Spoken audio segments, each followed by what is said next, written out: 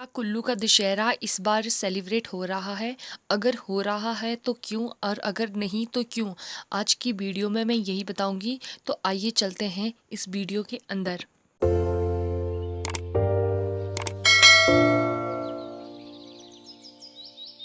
जैसे कि आपको पता ही है, आजकल नवरात्रे चले हैं और इसके बाद लगातार फेस्टिवल आते हैं। नवरात्रे के बाद दशहरा, फिर दीपावली, फिर क्रिसमस और फिर न्यू ईयर।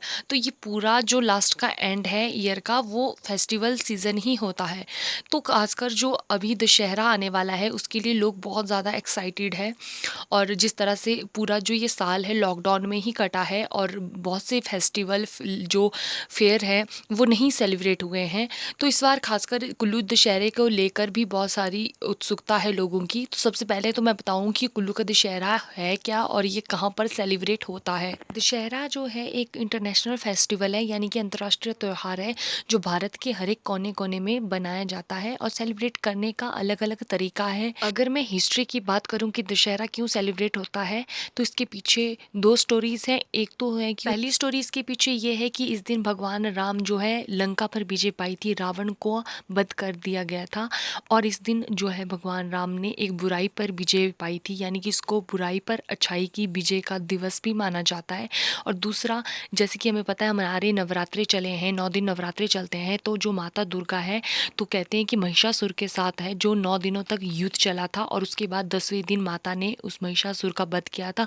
तो 10वें दिन को एज अ दशहरा 10वें दिन ही स्टार्ट होता है 9 दिन के नवरात्रों के बाद। तो उससे उस रूप में भी देखा जाता है कि इस दिन एक बुराई पर अच्छाई की जीत हुई थी। देश के हर एक कोने कोने में इसी वजह से दशहरा सेलिब्रेट होता है।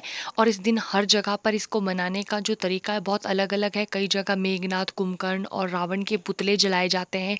उसी तरह कई जगहों पर रथ यात्राएं वगैरह होती है। तो उसी से रिलेटेड कुल्लू, जो हिमाचल प्रदेश एक राज्य है, उसके अंदर जो कुल्लू डिस्ट्रिक्ट है, जिसे देवी देवताओं की भूमि कहा जाता है, तो वहाँ पर ये बहुत ही ज़्यादा धूमधाम से मनाया जाता है और वहाँ पर ये दशहरा काफ़ी फेमस है। रीज़न इसके पीछे ये है कि 17th सेंचुरी यानी कि 17वीं शताब्दी में कुल्लू के जो राजा थे जगत सिंह, उन पर ब्रह्म हत्या का दोष लगा था। उसके कारण उन्हें कुष्ठ रोग हो गया था। उस कुष्ठ रोग का निवारण के लिए उन्हें उनके कुल पुरोहित ने ये राय दी थी कि वो जो है अयोध्या से भगवान रघुनाथ जी की मूर्ति लाएं। इसके पीछे एक बहुत अच्छी स्टोरी है जो कि मैं आपको इसके ऊपर एक अलग सी वीडियो बनाऊंगी। यहाँ पर मैं सिर्फ ये बताऊंगी कि दशहरा इस बार सेलिब्रेट हो रहा है कि नहीं। तो उस टाइम भगवान की जो मूर्ति थी, रघुनाथ की जो मूर्ति थी, वो अयोध्या से लाई गई थी। तो ये राजा जगत सिंह ने स्टार्ट किया था। तो 1650 में फर्स्ट दशहरा सेलिब्रेट किया था। और भगवान की जो रघुनाथ जी की मूर्ति लाई गई, उनके लिए एक उस टाइम एक मंदिर भी निर्माण किया गया है कुल्लू में। तब से ये दशहरा काफ़ी धूमधाम से मनाया जाता है। इसके अलावा नगर और मणिकर्ण में भी ये बहुत ही धूमधाम से मनाया जाता है। अगर पूर्वजों की माने तो जब 1650 में दशहरा फर्स्ट टाइम कुल्लू में सेलिब्रेट करा गया तो उस टाइम जो है 365 देवी देवताएं इस दशहरे में शामिल हुए थे। अभी भी यही परंपरा है कि हर साल यहाँ पर देवी देवता आते हैं, लेकिन अब ये संख्या जो है 250 हो गई है और इसके थोड़े कम भी होते हैं। तो इतने देवताओं को निमंत्रण जाता है बकायदा। जो कुल्लू का राजघराना है, कुल्लू का जो राजा है, वहाँ से निमंत्रण जाता है इन सभी देवताओं को। और दशहरा के दिन वो लोग आते हैं अपने रथ को लेकर। भगवान अलग अलग भगवान हैं, वो सिर्फ जो कुल्लू के अलग अलग गाँव से नहीं बल्कि बहुत बहुत पहाड़ी इलाकों से आते हैं, नज़दीक की एरिया से नहीं बल्कि दूर दूर से भी आते हैं।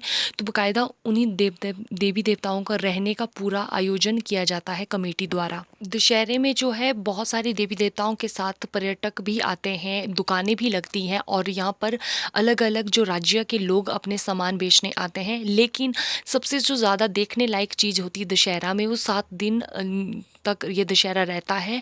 और फर्स्ट डे जब ये सभी देवी देवता आते हैं, तो रघुनाथ जी अपनी पालकी में आते हैं और पूरे नगर का जो है परिक्रमा करते हैं। और वो बकायदा बहुत सुंदर पालकी होती है और वो एक पालकी में आते हैं, एक आप कह सकते हैं एक झांकी टाइप में, जो बहुत ही सुंदर होती है, जिसके अंदर रघुनाथ जी की मूर्ति होती है जो जगत सिंह राजा ने 1650 में लाई थी। तो जैसे ही ये पालकी आती है, नगर निगम की जो कुल्लू के नगर निगम की ये पूरी परिक्रमा कर कर ढालपुर मैदान में ये एकत्रित होते हैं और साथ ही साथ वहाँ पर सभी देवता शामिल हो जाते हैं। जितने देवताओं को जो ये 280 या 250 देवी देवताओं को निमंत्रण दिया होता है, वो सभी देवता शामिल हो जाते हैं और वन बाय वन कर कर रघुनाथ जी के आगे अपनी एक प्रेजेंस यानी कि अटेंडेंस बताते हैं कि ये देवी देवता आए हैं, और साथ में राज परिवार भी इस रघुनाथ जी के साथ होता है। तो इस तरह की एक भव्य सी एक प्रदर्शन होता है, एक भव्य सा समारोह है ये, इसीलिए कुल्लू का दशहरा बहुत फेमस है। अक्सर आप इसको देखेंगे तो आप इस चीज़ को खुद फील करेंगे, एक डिवाइन एनर्जी होती है जो लाइव जो यहाँ के कुल्लू के लोग हैं वो तो बेसिकली बहुत ज़्यादा देवी देवताओं पर विश्वास रखते हैं। और रथ जो होते इतने सुंदर, इतने सजे धजे होते हैं, लोग इतने मतलब इतनी संख्या में आते हैं, इसीलिए इतना फेमस है ये दशहरा।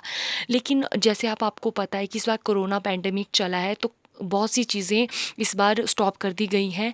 तो दशहरा का भी थोड़ा-सा काफ़ी चीज़ें इस पर रोक कर दी गई है। लेकिन जैसे कि काफ़ी सालों से सेलिब्रेट हो रहा है, कई दशकों से सेलिब्रेट हो रहा है, तो दशहरा तो सेलिब्रेट होगा, लेकिन इसमें जो देवी-देवता आ रहे हैं, वो उनकी संख्या कम कर दी गई है। पहले जब कमेटी बैठी थी तो कहा गया था कि सिर्फ़ जो देवी-देवताओं के निशान आएँगे, यानी कि जो रथ के साथ देवी-देवता के कुछ पार्ट्स होते हैं, वो आएँगे।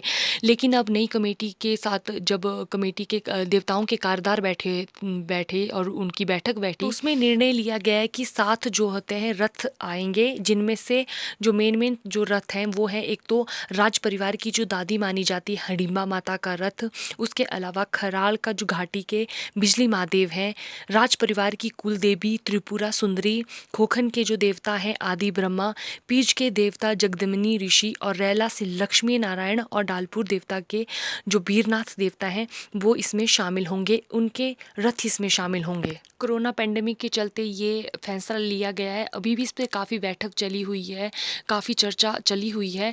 तो इस जो अभी तक बैठक हुई है उसमें यही घोषणा कर दी गई है कि देवता आएंगे, उनके रथ आएंगे और उनके साथ जो जैसे कि हमारे जो देवी देवता होते हैं उनके जो रथ उठाने के लिए 4 या 2 जैसे आगे पीछे 2 या फिर कई बार कोई भारी रथ हुआ या फिर बड़ा रथ हुआ तो उसमें 2 आगे 2 पीछे लगते हैं जो देवता उठाते हैं।